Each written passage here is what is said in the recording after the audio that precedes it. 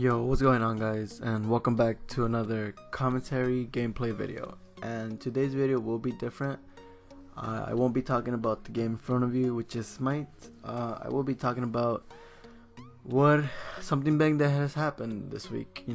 Unless you live under a rock or in a cave, pretty sure you have heard of who won the presidential race. That's right, Donald Trump. He is our new president, and I have things to say about this. So let's get right into it. It has been a little over a day, and I'm here trying to make sense of all this chaos that has happened. I'm still trying to digest this. To my friends and colleagues, it's no secret. You know who I supported, Hillary.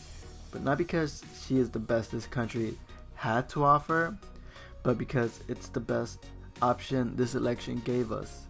Although I tried my best to convince other people to vote, friends and family members to vote,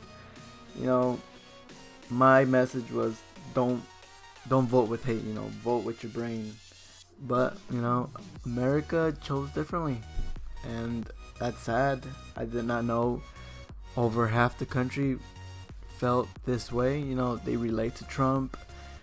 They took in everything he said, partially because Trump told them what they wanted to hear, and that is not always a good thing.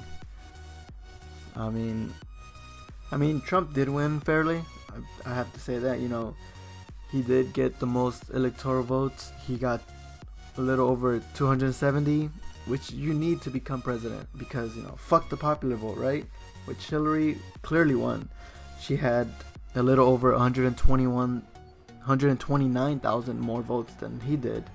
But fuck that shit, man. The states ultimately decide who becomes president. Because if you win certain states, you get to be in the Oval Office.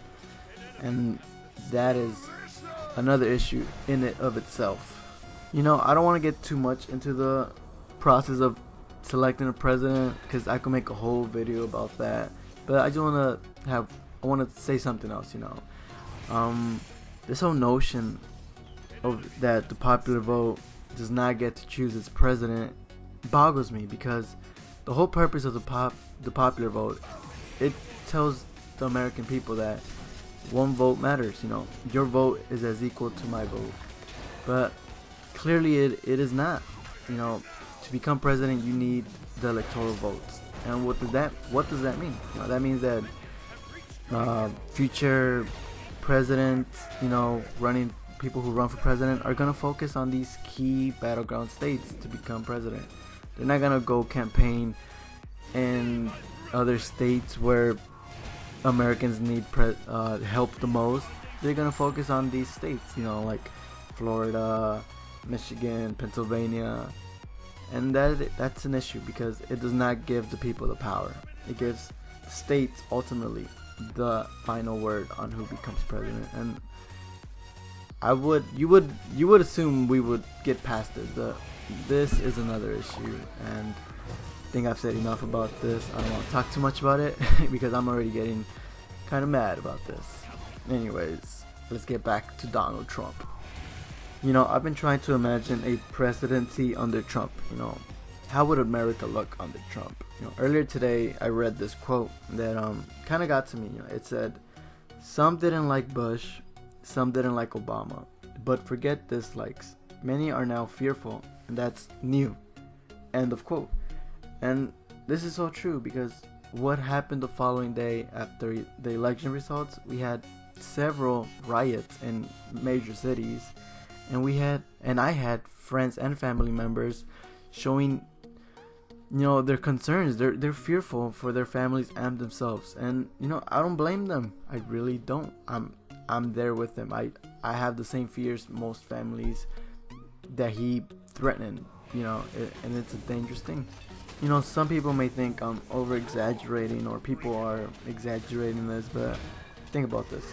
Trump is allowing bigotry, racism, homophobia, and sexism to be okay with, because if we elect a president who is allowed to talk this way, to act this way, what's to stop Americans who voted for him from doing so as well, and that is very dangerous for my family, my friends, my schools, workplaces. How will this election shape these public places?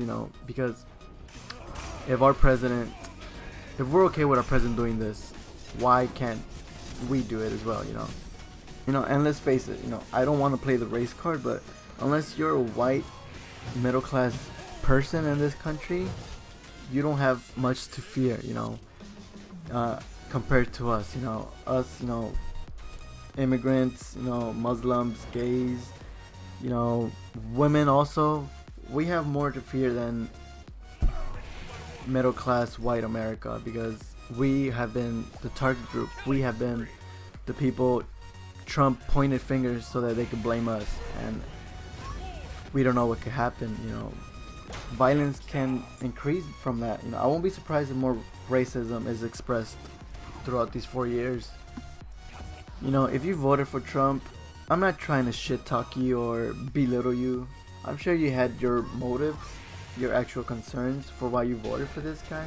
But just know, he's a con man. He will tell you what you want to hear, and he will play on your fears. A vote for Trump was a vote against climate change. A vote for Trump was a vote against gay rights. It was a vote against immigration reform. It was a vote against women being able to control their bodies. This is what people did not, I feel people did not take this into account when they voted for him. Michael Moore said it best in one of his films. You cannot use the ballot as an anger management tool. You just can't, because that's selfish. You're not thinking about everybody else. How will everybody else be affected by this? And I feel Trump got to people, and people voted by fear. They're fearful. He played on people's fears, and that is a sad way to become president. And to make things worse, Democrats were unable to have a majority in the Senate. So Trump as president in a Republican House, expect a lot of anti-progressive bills or laws. And that is very, very worrying. There is no real silver lining to our situation right here. All we can do is mobilize and protest. After all, it's our right. We have the right to expect more from our president and our government. But especially, we have the right to demand more from our president and our government. It will be a hellish 4 years, and all I could think of is surviving. That's my tip for you. We have to try and survive these 4 years. That's if I'm still here and I get deported. Oh, that's not funny actually. Oh shit. But yeah, guys, I hope you guys enjoyed this video. I will try to do more videos like this where I take a topic that really impacts me, or I'm really passionate about, and let me know what you guys think about my video. I really enjoyed making this. I will try to make more videos like this where I take a topic or something that's going on in society that I'm passionate about or that impacts us, as a whole. Also, let me know what you guys think of this. If you guys agree with me or don't agree with me, let me know what your reasons are for. If I'm exaggerating, please let me know. If you're optimistic about Trump and I need a reason to be, please tell me. Please give me hope. Because right now, I don't have much hope in America or this world. It's sad, but it's the reality. Yeah, sorry if my thoughts were a little bit, out of place. I feel like I was a little all over the place in this video, but it's my first time making something like this. We'll get better.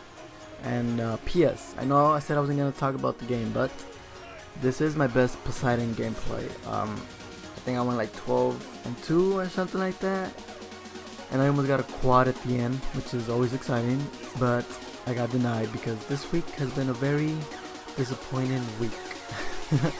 And yeah, guys, hope you guys enjoyed this video, and like always, please make sure to like and subscribe, and stay to the end of the video. watch my almost quad moment. Alright guys, peace. See you on the next one.